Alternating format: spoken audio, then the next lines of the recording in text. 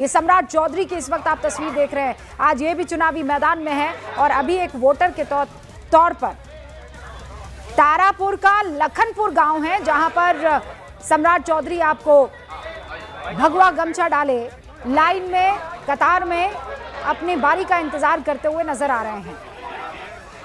अब अधिकारी को वो अपना वोटर आईडी दिखाएंगे, पर्चा दिखाएंगे और उसके बाद वोट डालने के लिए जाएंगे। तो आज दोनों उप मुख्यमंत्री चुनावी मैदान में अपनी किस्मत, अपने भविष्य के फैसले का इंतजार कर रहे हैं। लखीसराय से उप मुख्यमंत्री विजय सिन्हा और तारापुर से सम्राट चौधरी चुनावी मैदान में हैं। और ये कुछ देर पहले की शायद तस्वीरें जहां पर उन्होंने वोट डाला, वोट डालने के लिए पहुंचे और अब मीडिया कर्मियों से बात करेंगे। हम भी इंतजार करते हैं सम्राट चौधरी इस बार किस मसले पर अपनी बात रखते हैं, क्योंकि चाहे वो एजुकेशनल डिग्री हो, चाहे वो भ्रष्टाचार हो, जितनी बार आरोप यहां एनडीए की तरफ से महागठबंधन के नेताओं पर, खासकर तेजस्वी यादव पर लगे, पलटवार जब हुआ तो कटघरे में दोनों ही मसलों पर सम्राट चौधरी ही नजर आए हैं। और इसीलिए इस बार का चुनाव उनके लिए बहुत ही इंटरेस्टिंग हो जाता है।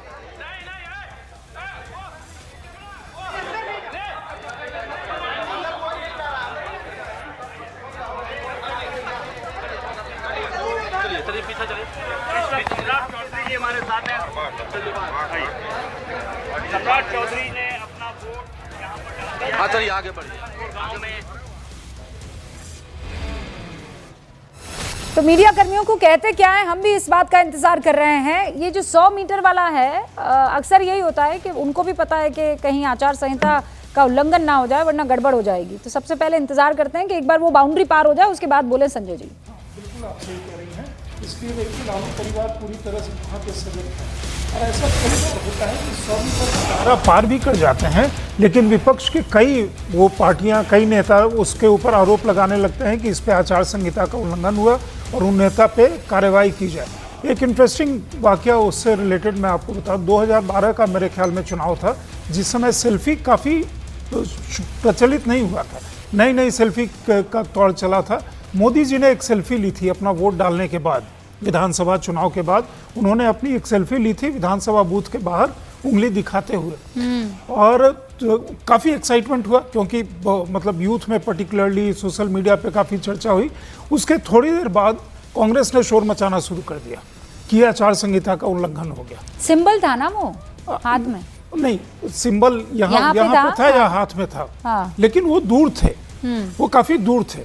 अच्छा, वोट कई चरणों में वो होना था, तो उसको लेकर के काफ़ी शोर मचा। फिर जो मेरी जानकारी है, बीजेपी के बाकी लोग प्रॉम्प्टली वहां जा करके वो डिस्टेंस को मापा है। हाँ, कि भाई ऐसा है कि नहीं है, क्योंकि वो एक सीरियस इशू होता।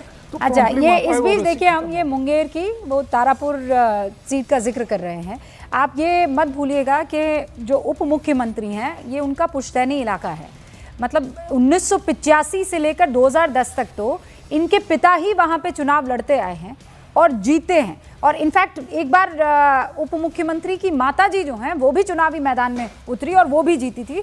तो ये कितना आसान या कितना कठिन रहता है, ये तो भाई जनता तय करेगी।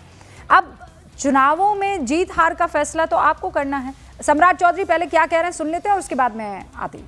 वो मात्र 17 लाख लोगों को था, आज 2 करोड़ 14 लाख लोगों को सीधा बिजली से जोड़ने का काम किया है मोदी जी की और नीतीश की सरकार। हम डेवलपमेंट पर बिहार की जनता से वोट चाहते हैं।